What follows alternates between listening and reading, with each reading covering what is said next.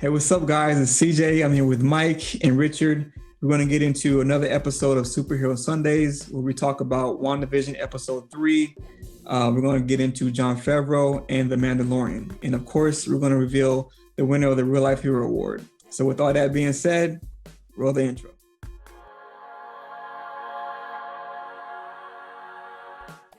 WandaVision episode 3. You started to see things starting to pick up a little bit, started to progress. And I saw an article that the director said he actually wanted this show to be like a mystery. He wanted to develop slowly. And so that's what we're seeing now. Things are starting to progress. Things are getting a little crazier. But I actually liked episode 3. I thought episode 3 was pretty good. And it started off, is that Brady Bunch intro? Is that what it was? Partridge Family, I believe. Partridge Family. Okay, yeah, I knew it was like either one of those two. Yeah, I felt it was a Brady Bunch kind of vibe to it. Only because that banister coming down. In the setting. The setting totally. Or the house was actually, they changed it to be like the Brady Bunch. Like Brady Bunch, right? Yeah. Okay. Yeah, I got those vibes too of Brady Bunch, and also the Partridge Family. But I liked episode 3, and I like that they're starting to add a little more details to it, so you can kind of see that something crazy is starting to happen. Rich, what'd you think about episode 3? Yeah, it threw me for a loop because now, from episodes 1 and 2, it was that 1950s kind of feel, that kind of sitcom, and then all of a sudden now episode 3, we're in the 70s, and yeah. I love the 70s. I'm all about that. But so the setting alone was just kind of weird, and how it just kind of jumped. And especially now she's like at the beginning of the show, the beginning of the episode, she's 4 months pregnant. Yeah. Right. And then by the end of the show, or by the end of the episode, she's given birth already. So it just her pregnancy really just rapidly progresses. Yeah, even Vision was confused. He was like, what? He's like, the doctor was like, she's like 4 months pregnant, right? He was like, no. And Wanda's like, yes, I am. So even he was confused about, how things are going so fast. Which makes me feel like, I like you said in the last episode, that how Wanda is kind of like in control of the scenario or of the scenery. Yeah, I truly think so too. Because she had more control in this episode, where she was she rewound time again. Even that black lady she threw out, it seemed like out of that bubble. But before we get into that, Mike, what'd you think about episode 3? Episode 3 is just like the other 2 episodes. It starts off where it's setting the stage for something to happen, and then it really nails it down in the last 10 minutes. Yeah. It kind of sets the stage for you for her pregnancy. How it just came out of nowhere from episode 2, and then all of a sudden now she's in her end of the first trimester, then the second one, and the third one.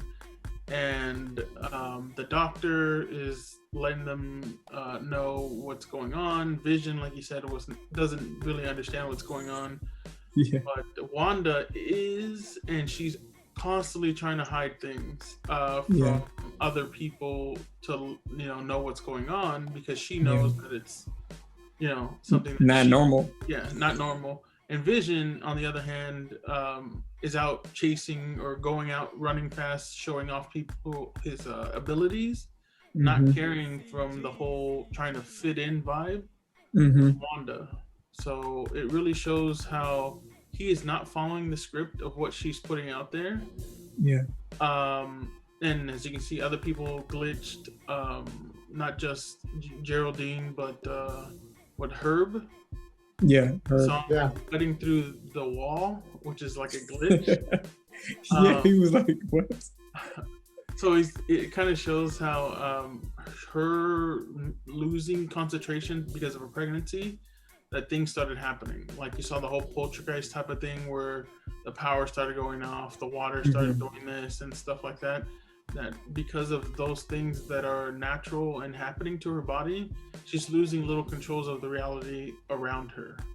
Wow. Yeah. And even that little stork was coming in and walking around the house. It was like, that was so random and weird. That was totally random. I was like, what the heck is this? But Plastic pickles? Yeah, interesting thing about the stork, though, as you can tell, that she tried to make it disappear, Mm-hmm. but it didn't work. A couple times, yeah. But it That's true. Yeah. So that is that like a hint of something's there that's causing her not to actually have the power to make things disappear like she usually does? So it kind of foreshadows on something's going on where not even she can, just manipulate and control, manipulate and make it go away. There's something there. Yeah. And of course the stork with, associated with kids that you think it does that overall plot of for the children and trying to take your kids. Hey, I have a question for you guys. There was a scene in that where she was setting up the baby's room, Mm-hmm. and the mobile with the butterflies, it turned alive after she had like a contraction, and she was like, was that me? Mm-hmm. And it got me thinking, was it really her that was, like you said, losing the grips of the reality around her, or is that something maybe like the babies in her kind of had a vibe on it and had that kind of control? Me personally, I think it is her, but she doesn't know. It's one of those parts where she doesn't know the extent of her abilities and how to make things all of a sudden go from. She pretty much took something that's material, like plastic, and made it come alive. Yeah. So it shows you that she doesn't even know the extent of her power of what she can actually do. And I think that's comes into play because the kids, she's human-ish and Vision's a robot, being the ability to have or give birth to something that's live or two kids that are alive shows the ability that she has, but she didn't know that she really had. Yeah, I think it was her ability, because she was talking about like that feeling inside of her, like butterflies, that she had that feeling, and so the butterflies turned real. So I think whatever she kind of thinks about, or it kind of portrays outwards, and those things turn to real butterflies. That's what I think. And the kids, that's a good question. Like, I wonder if the kids are actually real, because like I said, Vision is a robot and she's a human. So it's like, how can they have kids? So I think that maybe the kids aren't even real. It's just something that's in that little bubble reality that's happening to them, but they're not actually real kids. I don't know. What do you guys think about that? Or am I just am I tripping? Richard, that's actually further than I actually thought. Dang, Calvin. Yeah. Because like I said, it's a robot and a human. It's like, how can you have babies? So it's like, is that just a figment of her imagination? And she's like I said, portraying it to come out into reality, but they're not actually real. Like those butterflies that came real, they're not real. But I don't know. I'm just thinking, outside the box. I kind of felt like, I'm kind of feeling like the kids that she gives birth to, they're going to have some type of special ability too, which is why I thought that maybe turning the butterflies into life was more of the kids. But it was just a quick thought. Didn't really I didn't give it any other perspective. Yeah, I think Mike said in the last episode that in the comic books they had kids, right? Mike, Wanda had kids. From Manifesto, though, they took a part of his soul or something. Yeah, they took a part of his soul in order to have children, because, as we said, she's human and he's a robot. So how can they actually have kids? So because kids, people have souls, so they took parts of the soul of the Manifesto to, create life, or Yeah. So I think this is something similar, but these kids are going to be real. So do you think Geraldine, do you think she works for for SWORD? Yeah. I think they talked about her, that she's going to be in the new Doctor Strange, and that she's going to be working for SWORD.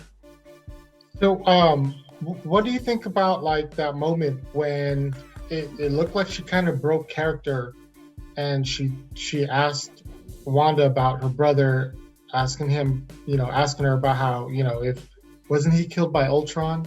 Mm-hmm. And she was like, what'd you say? Yeah. And then just reverted back to like as if she didn't say it. Mm-hmm.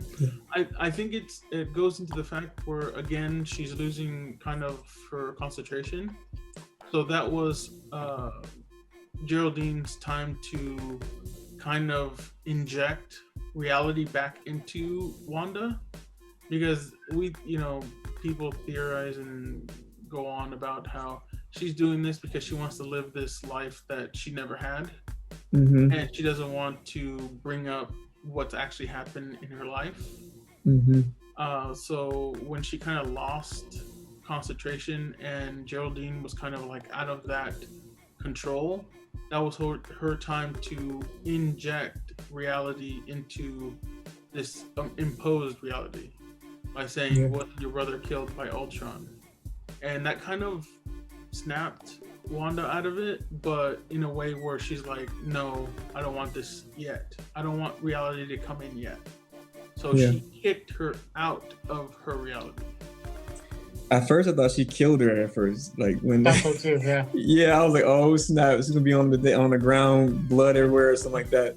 But she just kicked her out, and then you saw, I guess, Sword, surround Geraldine and pick her up. The twins, Billy and Tommy. Do you think those names mean anything? Like, are those? So yeah, that's a good question. So, Mike, what do those names mean, Billy and Tommy? It's Billy Kaplan and Tommy Shepard. Tommy Shepard. So Tom Shepard and Bill Kaplan. Bill Kaplan is Wiccan. Yes, there are their twin boys that they actually had in the comic books. Wiccan is kind of like Wanda. He has the ability to do magic, that sort of thing. And actually, he has a rough upbringing. He's actually gay, and he gets bullied for being gay. When he finally decides to step up and tell the bully no, it's actually the first time his powers came to be, and accidentally nearly kills the bully. Right? Wow.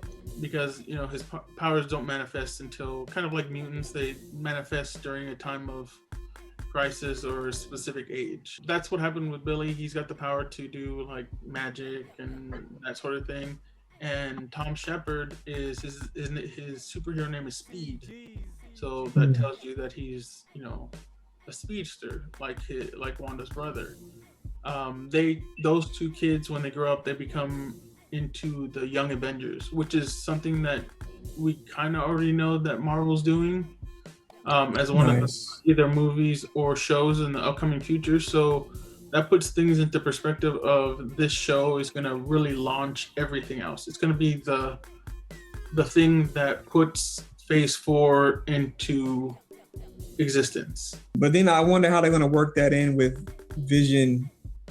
Is he really their dad, or is it something else? Because I don't know. I gotta see what they're writing into the. It's really interesting if they're actually going to keep Vision, that they bring him back, or when all this is over, he's still dead. Yeah, I think he's gonna become conscious, where he understands that this is not real, and he's gonna be against Wanda at the end, and it's actually he's gonna give up his life, I think, to keep things in even keel or balance them out. Yeah, because he was asking a lot of questions. He was asking the neighbors, like, because Herb, he glitched, and he's like, he said, because we are, and he kind of paused and then finished his sentence. Who stopped him? Agnes, yeah. Agnes, who, as I talked about, is kind of also like pulling strings in the form of working with Mephisto, who we think is the villain. And she looked like she was afraid when she turned to him and said, "Don't say it." Don't say it. Stop.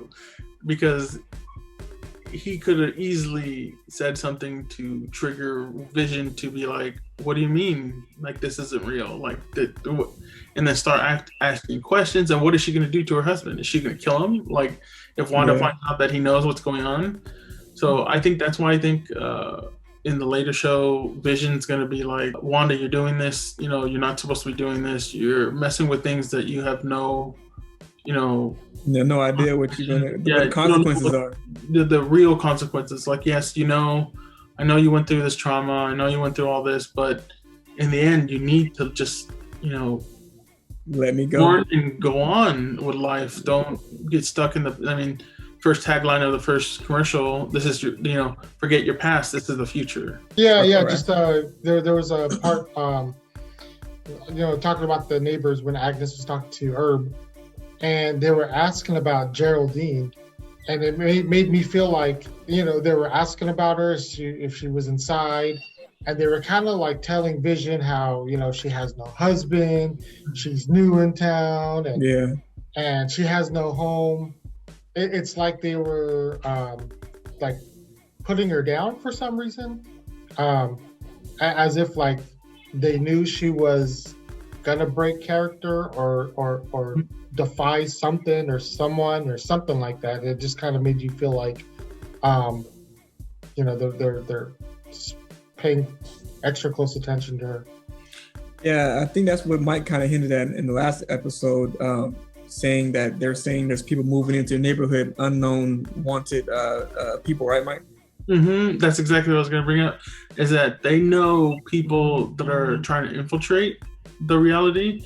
And I think that's what they were trying to do, or Agnes was trying to do with Vision, kind of give him the consciousness or to start being suspicious of Geraldine, as like she doesn't belong here. She has no husband, no home, no family, like saying like she's kind of like the outsider, thinking that because he's going to be cautious of her, then he would tell Wanda and so on.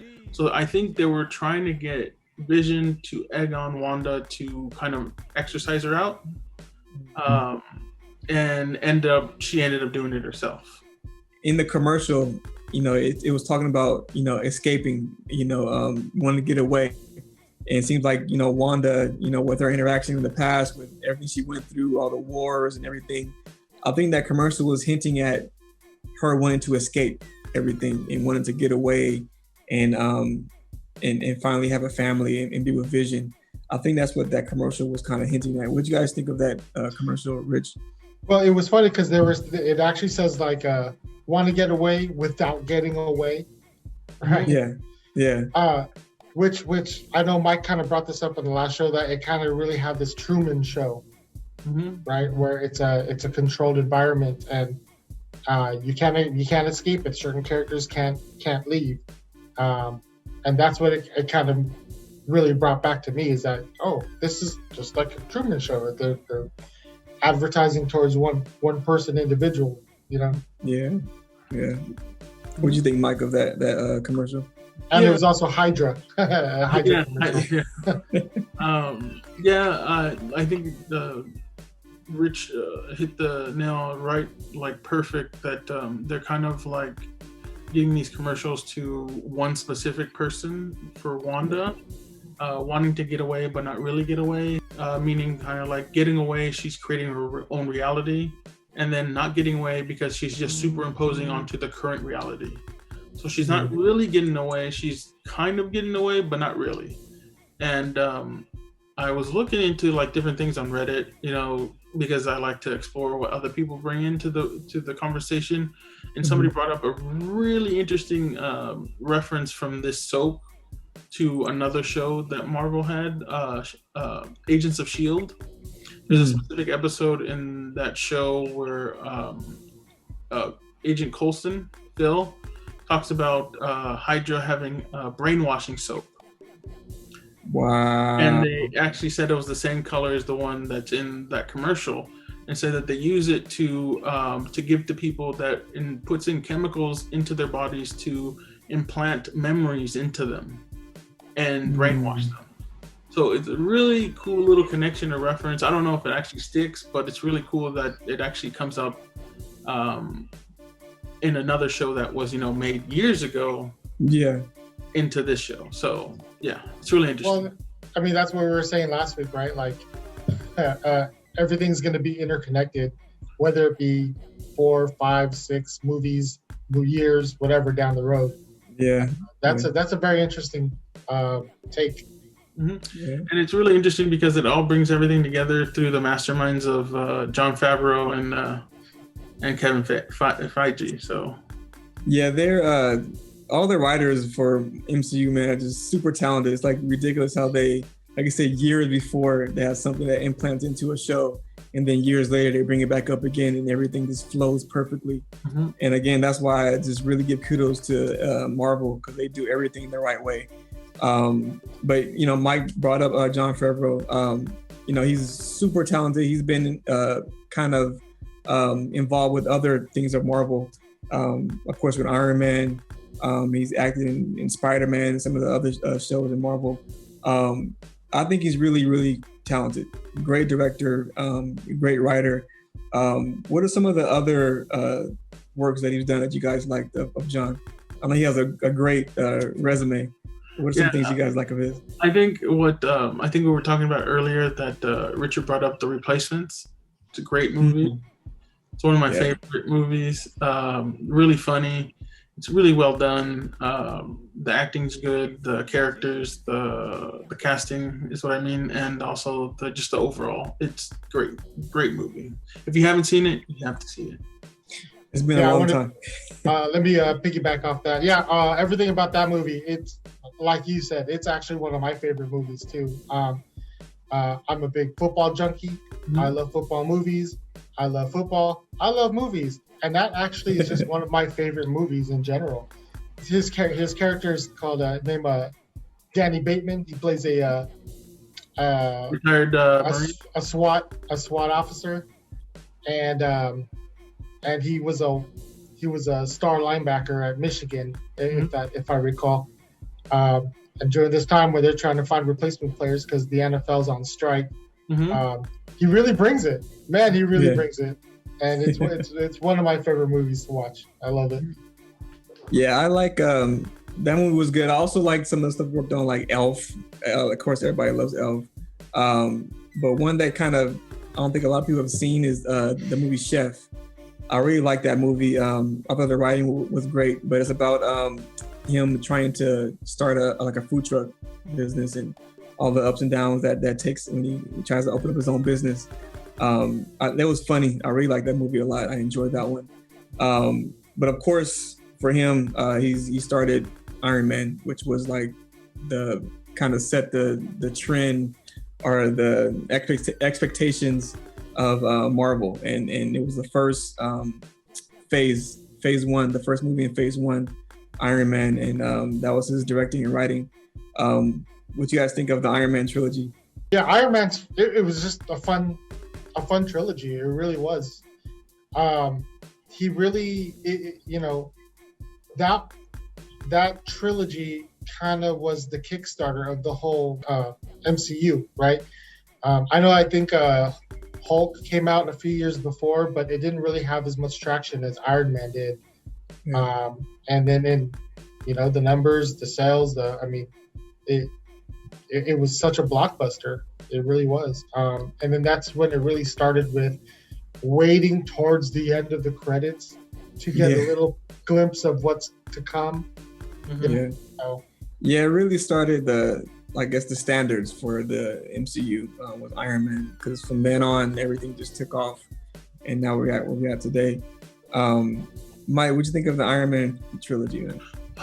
Iron Man, the first one it's when I rank all of the Marvel movies so far, Iron Man, the first one, stands out to me as not just a great film, but also, like you said, it kind of like really sets the tone for everything. Perfect casting with Robert Downey Jr. as Tony Stark.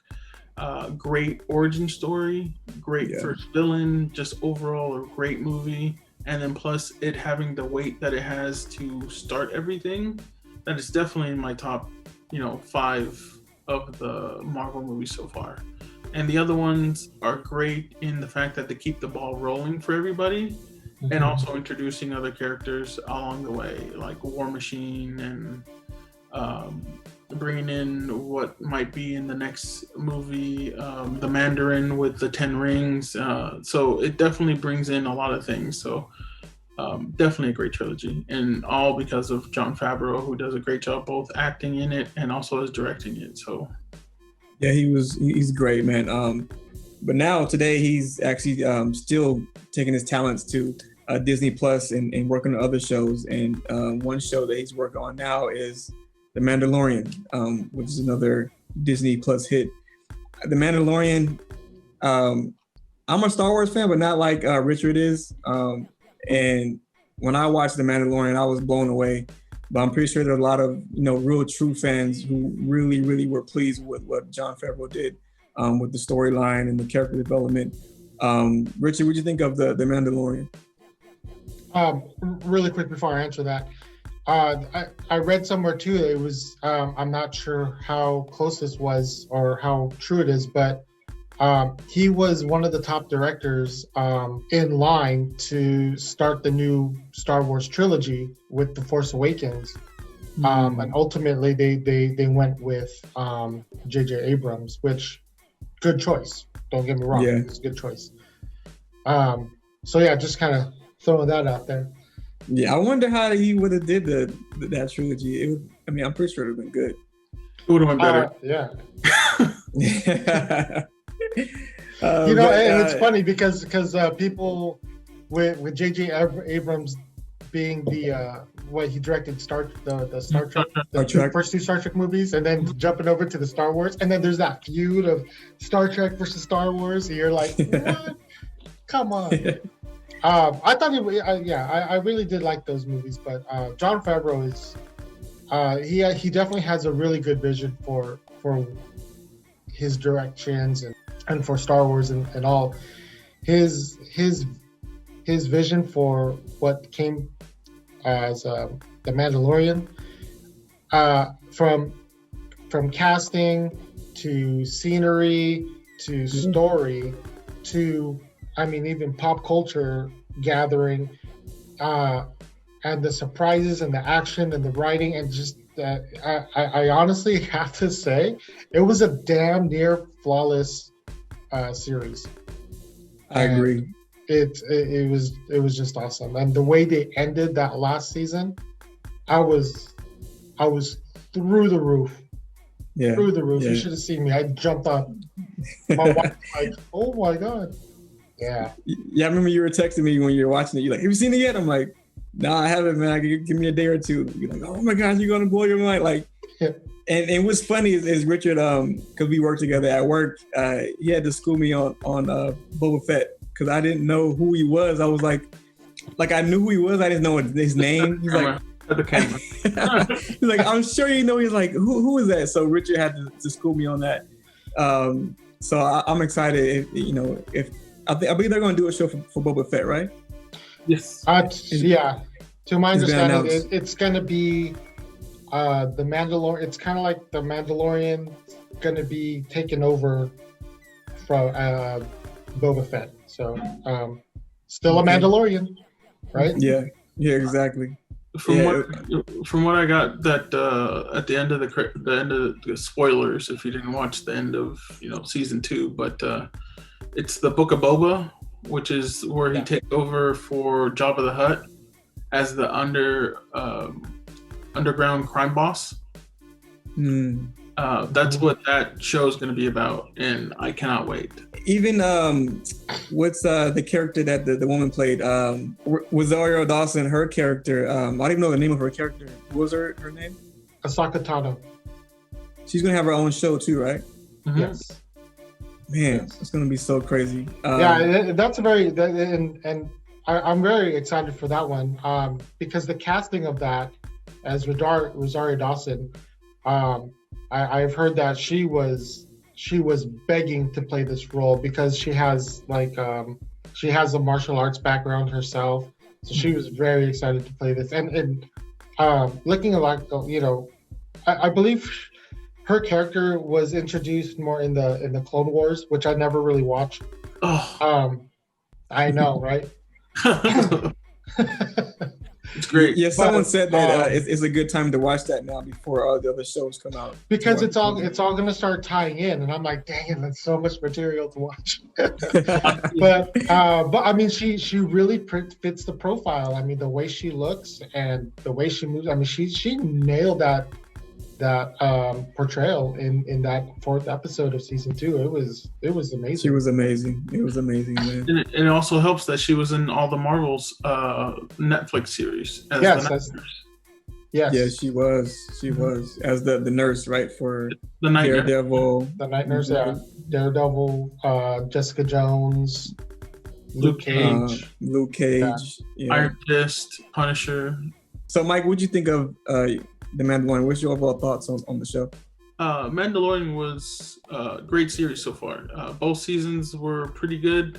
First season really nailed it, where it grabbed everybody and said, look at us. This is the new thing that everybody's going to be talking about, with how you hit in the head kind of like pop culture that they grabbed with Baby Yoda, which is, we found out his real name later on, but Grogu, in the beginning, everybody was talking about Baby Yoda. Everybody.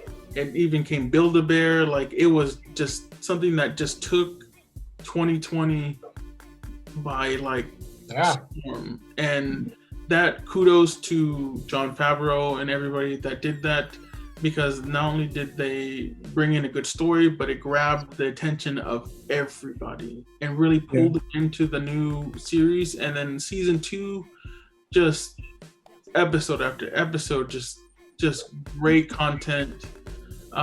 Bringing in Rosario Dawson to play a new character who's going to get their own show.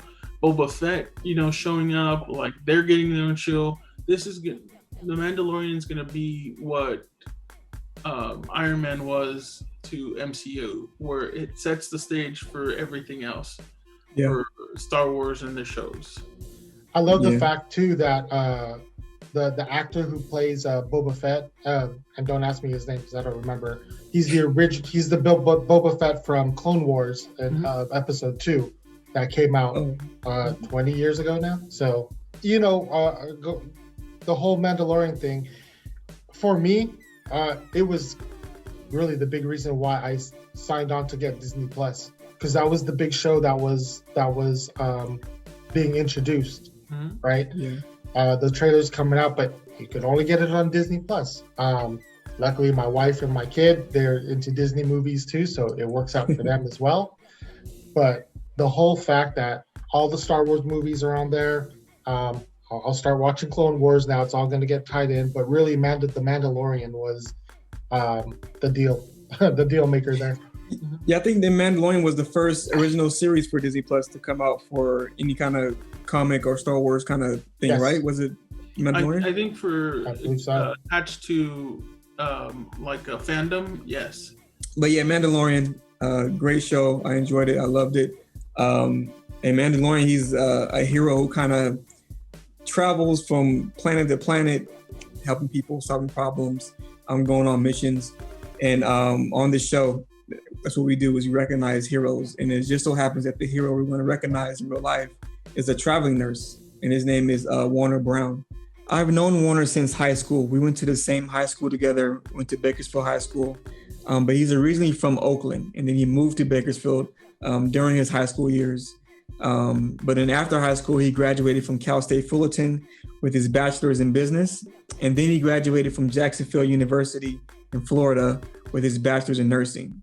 And then became a critical care nurse in ICU and an emergency department, and as well as doing some psychology nursing on the side. And he is currently a travel nurse. So he's worked at various hospitals in California, and he's also working on his graduate degree to be a nurse practitioner, where he can work in mental health, and has hopes of one day opening his own private practice.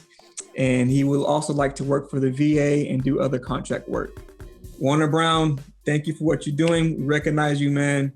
And keep inspiring people, keep working hard, and just keep grinding. Well, that concludes another episode of Superhero Sundays. We will be with you again next Sunday with another episode that we will dive into our favorite comics and, of course, reveal to you another winner of our Real Life Hero Award. God bless and have a good night. If you like what you saw, you can help our cause by going to our website, royalzealous.com. You can scroll down and you'll see a donation section.